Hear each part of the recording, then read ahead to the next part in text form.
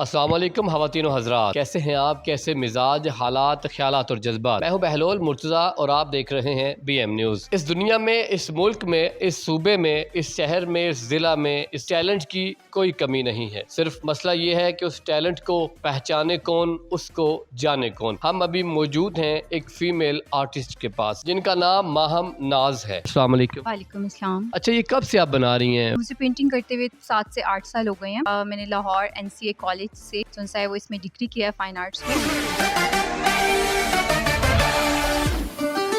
तो उसके बाद लाला मुसा में फर्स्ट टाइम ऐसा अदारा है जो कि हमने यहाँ पे इंट्रोड्यूस कराया है, ब्रीथिंग प्लेस आर्ट स्टूडियो के नाम। सिखाती भी हैं? जी बिल्कुल। चांदनी चौक नंबर 2 लाला मुसा नियर सिटी पब्लिक स्कूल। कौन से कलर जिसमें इस्तेमाल होता है? यहाँ पे हमारे स्टूडियो में हर तरह की पेंटिंग जो है वो करवाई जाती है। Oil paint, acrylic, water colour, pastel colour, उसके अलावा आपकी कैलीग्राफी है। कैलीग्राफी में उसके आगे डिफरेंट कैटेगरीज होती हैं, वो सारी जो है वो यहाँ पे इंट्रोड्यूस कराई जाती हैं बच्चे को।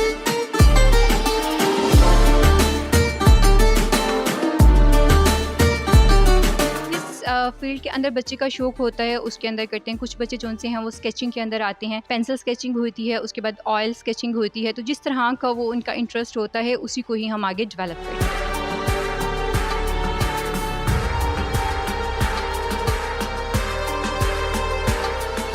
आप सेल भी करते? जी बिल्कुल। ये है कि हमारा अपना एक पेज भी है FB पे। इसके अलावा हम एनुअली जो है वो एग्जीबिशन करवाते हैं लाला मुसा में। लाला मुसा में हमारा ही इंस्टीट्यूट है जिन्होंने फर्स्ट टाइम ऐसा कोई इवेंट लाला मुसा में ऑर्गेनाइज कराया था, जिसमें मैं और मेरे साथ जो मेरे पार्टनर हैं सर सादुल्ला, हम दोनों ने मिलकर ये ऑर्गेनाइज करवाया था सुखचैन हाउस के अंदर। 18 और 19 मार्च को 2 दिन की हमारी एग्जीबिशन थी, जिसके अंदर डिफरेंट लोकल आर्टिस्ट जो हैं वो अपने यहाँ पे स्टॉल करते हैं, जिसके अंदर फिर और बहुत से लोग विजिटर आते हैं, वहाँ से उनका काम जो है वो परचेज करते हैं।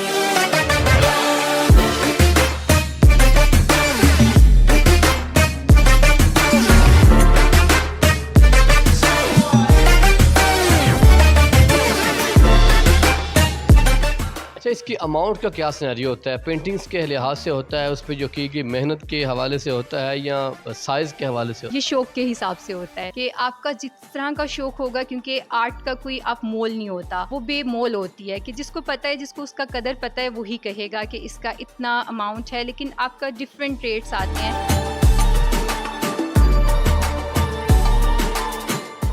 रेट्स को हम स्पेसिफिक नहीं कर सकते कि ये एक अमाउंट आएगा या इस तरह से होगा, कोई स्पेसिफिक। जो आप जैसी ख़वातीन हैं, जो लड़कियां हैं, जो घर पे फ्री रहती हैं, सोशल मीडिया को ज़्यादातर टाइम देती रहती, आप उनको क्या मशवरा देंगी?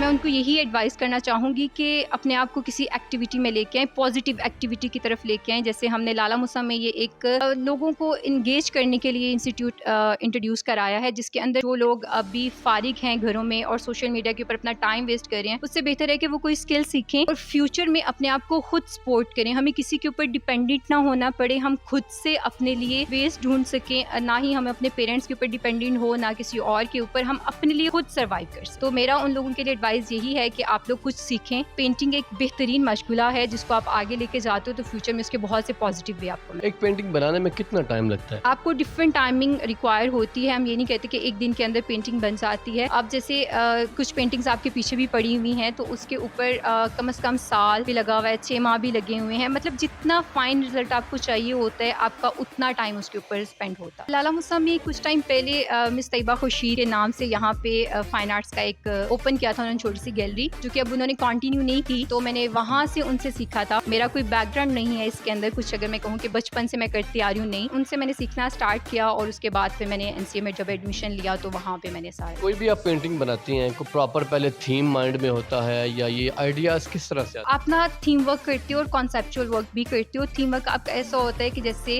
यूनिटी थीम हो गया, कल्चर थीम हो गया, हमारे थीम्स आते रहते हैं। अगर मैं अपने पीछे ही एक पेंटिंग के ऊपर बात करूँ तो कुछ टाइम पहले जो APS में बच्चों के ऊपर ब्लास्ट हुआ था, तो ये उस थीम के ऊपर बनाई हुई है। तो हम डिफरेंट थीम्स के ऊपर पहले उसका थीम सोचते हैं, फिर उसको देखते हैं कि हमने किस तरह से उसको एक्सप्रेस करना है, किस तरीके से हम उसको एक्सप्लेन करेंगे इजी वर्ड में, ताकि अगला देखने वाला भी उस चीज को अंडरस्टैंड कर सके। उसके अकॉर्डिंगली हम सारा वर्क करते हैं। ये वाली पेंटिंग है ना, बेसिकली अब्यूज के ऊपर थी कि जो फीमेल के साथ अब्यूज किया जाता है। रेप केसेस थे 2016 में इंडिया में, और पाकिस्तान में भी रेप केसेस बहुत हाई पे थे। तो ये उन थीम्स के ऊपर बनाई बनाई हुई है कि जो लड़की होती है वो किसी जगह पे भी सेफ नहीं है। हरासमेंट के ऊपर थी कि लोगों को पता चलना चाहिए कि जो फीमेल है वो कोई हरास करने वाली चीज़ नहीं है, वो एक बहुत पाकीज़ा है। उसको आप जितने अच्छे तरीके से रखोगे उस तरीके से वो आएगी। तो यहाँ पे इसका डिप्रेशन शो किया गया है कि वो जैसे डिप्रेस होके उस सिमट के बैठी हुई है। आपकी पेंटिंग ही आपको बोलती है, मुझे इसको एक्सप्लेन करने की ज़रूरत नहीं है। का बॉडी पोस्चर और जेस्चर ही आपको बता रहा होगा कि वो किस कंडीशन में सर्वाइव करे। ये सिंपल हमने कुछ चीज़ों को कंपोज करके कॉम्पोजिशंस बनाई हुई है। बेसिकली कॉम्पोजिशन के ऊपर है और कलर थीम्स के ऊपर है। जैसे ये बहुत एक डल थीम है और वो बहुत ही ब्राइट थीम के ऊपर किया हुआ है, जैसे ऑरेंज के ऊपर हो गया और हैप्पीनेस को बेसिकली वो शो करे। स्पेशली पेंटिंग हम दो मूड में करते हैं, या तो हम बहुत ज़्यादा खुश होते हैं या हम बहुत ज़्यादा जब सैड होते हैं। तो ये बेहतरीन मौका होता है अपने आर्ट और अपने स्किल को बाहर लाने का, क्योंकि किसी